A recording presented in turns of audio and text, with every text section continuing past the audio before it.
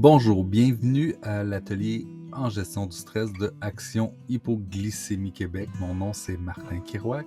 J'ai étudié en psychologie. J'ai un baccalauréat en psychologie et depuis quelques années, je suis avec Action Hypoglycémie Québec. Je couvre beaucoup de sujets, mais entre autres, c'est moi qui est chargé de donner la formation en gestion du stress, ou plutôt l'atelier, puis de faire des accompagnements reliés à ça. Donc, pour s'adapter avec efficacité. Moi, positif, j'aime dire souvent être réaliste. Parce que être positif, ça peut nous amener aussi à considérer des événements ou un futur ou un dénouement justement trop positif, là, ce qui peut nous décevoir aussi à long terme, mais être réaliste, être positif, c'est toujours bien pour le moral, pour la motivation. On peut se pratiquer aussi à faire le choix de ne pas réagir excessivement aux stresseurs. Vous pouvez pratiquer certaines activités qui peuvent vous amener à prendre conscience de vos façons de réagir aux stresseurs, vos façons personnelles, mais aussi de prendre conscience des émotions quand elles arrivent. Donc, être objectif face à chaque situation, ça se ramasse un peu avec le fait d'être positif et d'être réaliste et de communiquer. Donc, la communication, très importante. Et quand je parle de communication, je parle pas nécessairement de support social. Support social, c'est vraiment d'aller juste chercher de l'aide, d'améliorer la communication, donc nos aptitudes en communication interpersonnelle pour pouvoir éviter les conflits. Donc, s'accepter. Acceptez-vous tel que vous êtes et à partir de là, essayez de changer ce qui a besoin d'être changé. Acceptez-vous et prenez appui sur vos forces et non sur vos faiblesses. Donc, on est tous imparfaits. Si on travaille toujours dans nos faiblesses, mais on passe de... on agit dans des domaines qu'on n'est pas bon. Fait qu'on va avoir juste des échecs. Puis on va passer le message aux gens qu'on n'est pas bon. Donc, aux gens et à nous-mêmes. Donc, agissez selon vos forces, c'est une des meilleures choses qu'il faut faire. Ici, on parle de soutien social, donc c'est d'avoir un réseau social autour de soi, d'avoir des amis, d'avoir des gens dans plein de domaines de votre vie qui vont pouvoir enrichir la vôtre. Et vous aussi, vous allez pouvoir enrichir la leur. Donc, aussi, c'est important de composer de façon efficace avec nos erreurs et avec nos succès. Donc, je parlais de vous accepter un peu plus tôt. Donc, c'est un peu sur la même ligne. Donc, apprendre de ses erreurs. Les erreurs ne sont pas dramatiques. Il faut apprendre à apprendre, finalement. Il peut y avoir des centaines de façons de faire quelque chose. Donc là, quand on fait une erreur, c'est juste qu'on a trouvé une façon qui ne fonctionnait pas. C'est tout ça important de se développer une autodiscipline. Donc, l'autodiscipline, c'est ça. C'est dans le fond, c'est une petite loi de la vie, je le crois.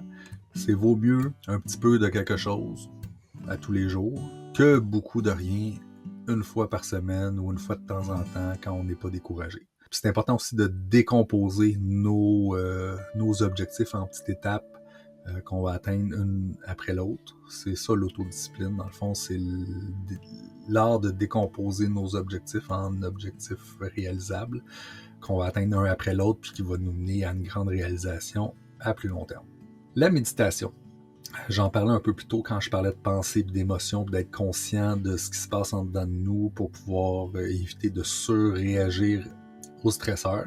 La méditation, c'est souvent associé aux religions, aux spirituels, mais dans les dernières années, en psychologie, il y a des psychologues qui se sont intéressés à la méditation, qui ont étudié les gens qui méditaient, entre autres par l'imagerie cérébrale pour voir ce qui se passait dans le cerveau. Il y a une panoplie de bienfaits cérébrales qui se passent. Les religions ont juste pris des techniques ou des façons de faire qui existaient déjà avant. Donc la méditation, par la psychologie, a été dépouillée de son caractère religieux et spirituel. On appelle ça en psycho la méditation prend pleine conscience.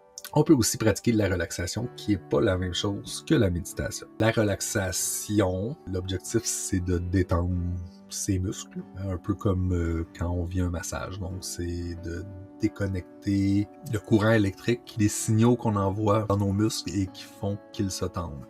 Donc, une bonne technique de relaxation va vous amener à scanner votre corps des pieds à la tête et associé avec une bonne technique de respiration, va vous amener à prendre conscience des tensions que vous avez dans les muscles et à les relâcher. Aussi, c'est important de focusser sur les dimensions de notre vie qui vont bien. Ça, c'est un exercice que vous pouvez faire sur une feuille de papier. Vous définissez différentes dimensions qui est dans votre vie. Donc, ça peut être votre vie professionnelle, votre vie familiale, votre vie amicale. Bref, vous divisez votre vie en bulles. Et dans le fond, ça nous permet aussi, quand ça va pas bien dans une dimension, mais de se rendre compte qu'il y a plein d'autres dimensions de notre vie qui vont bien. Éviter les drogues et l'alcool. Je ne vais pas faire la morale sur le fait d'éviter les drogues et l'alcool, mais de préciser d'éviter les drogues et l'alcool quand ça va pas bien. Si vous avez des enjeux par rapport à ça, on peut vous référer vers d'autres organismes. Mais dans tous les cas, quand on vit beaucoup de stress, ça peut être tentant de dire on va prendre de l'alcool, on va prendre de la drogue, ça va nous relaxer. Ce qui peut être vrai à court terme, mais à long terme, la drogue et l'alcool, dans un contexte de problèmes de santé mentale et problèmes de gestion du stress, mais ça va juste exacerber le problème, ça va faire en sorte que les différentes dimensions de votre vie risquent beaucoup plus de mal aller que de bien aller. D'ailleurs, en passant, par rapport à l'alcool, là, pour les gens qui ont un problème d'hypoglycémie, c'est déjà à la base pas conseillé parce que l'alcool comporte quand même beaucoup de sucre. Enfin, pratiquer. Pratiquer tout ce qu'on a dit. Faire revoir cette formation-là qui va toujours être présente sur le site. Donc, les ressources.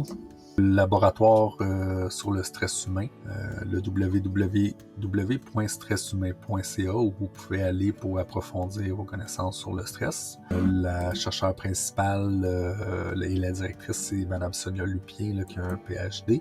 J'ai utilisé aussi là, d'autres livres. Là. Les âges de la vie, je suis pas sûr qu'il se trouve là, pour tout le monde parce que c'est un livre collégial et universitaire, mais bref, sur le développement humain. Un livre sur la psychologie positive qui s'appelle « Qu'est-ce que la psychologie positive ?» Et pour la méditation, puis s'il y a quelque chose que je crois qu'il est important de faire pour notre santé mentale, la méditation, c'est quand même un élément important.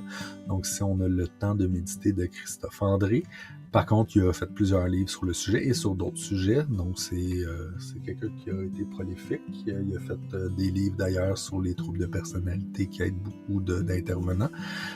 Donc, on a M. Christophe André. Vous pouvez toujours nous contacter si vous avez besoin d'un suivi par rapport à la gestion de votre stress. On fait des suivis à court terme là, pour vous aider à faire vôtre les informations qu'il y a eu dans cette formation-là, puis à vous écouter, puis à vous orienter dans votre vie par rapport au stress que vous percevez. Sur ce, bonne journée.